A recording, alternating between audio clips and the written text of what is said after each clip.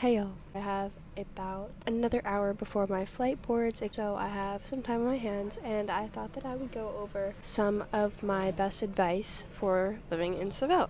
My first tip for you would 100% be to walk everywhere. You can take the bus, would not get an Uber, I would not get a Cabify. It's just not worth it. You can walk everywhere. This city is 100% walkable, and when you get home, you're going to miss that so much. You're going to try and walk to Target alongside of the highway, like I did, convincing yourself that your city is walkable when it's really not. Cities in the US just aren't walkable. Walk through the parks. You see like a cool street, something that you're like, hey, that might be cool. Go check it out. Literally just walk in. Have literally like some of the best views of your life just on accident, and I think that's really cool. Secondly, dress appropriately for the weather. That's something that I did not do. I thought it was going to be way colder than it was. It ended up being really hot, especially towards the summer. Seville gets really hot. Along with that, I would say get a comfortable pair of walking shoes. If you're going to be walking everywhere, a pair of comfortable walking shoes was 100% an investment that I do not regret, and you will definitely want. And if you don't, you're going to need band-aids, and I would recommend getting blister band-aids. One of my favorite things about Seville was Parque de Maria Luisa,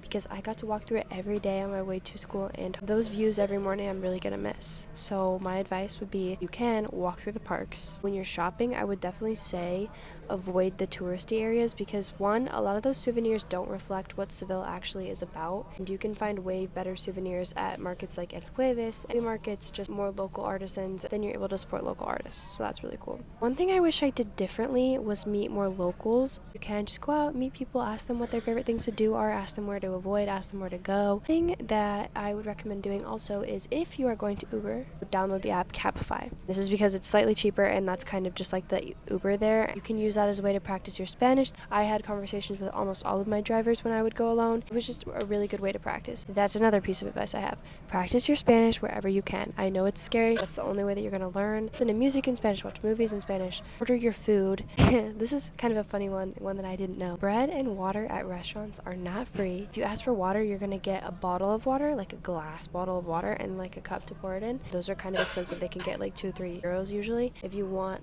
actual water, you need to ask for it in a cup. And for the bread, they often will give you bread in like packages. Bread is not free, so if you don't want to pay for it, don't eat it. It's not typically super expensive. It can be anywhere from like 1 to 3 euros, but still, if you don't want to pay, if that's not in your budget, don't eat the bread. Along with restaurants, splitting the check really isn't a thing there, and it's kind of an inconvenience and kind of rude to ask to pay separately, so I would prepare to pay together. My final piece of advice is, if you're traveling on the weekends, download the app Omio and use BlaBlaCar.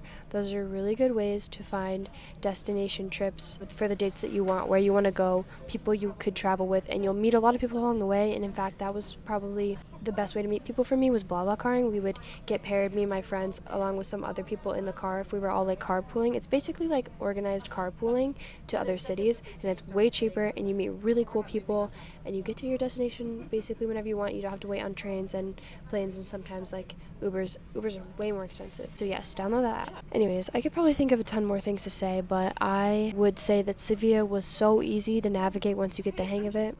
I miss it already very much, so don't take your time there for granted, and explore the city while you can.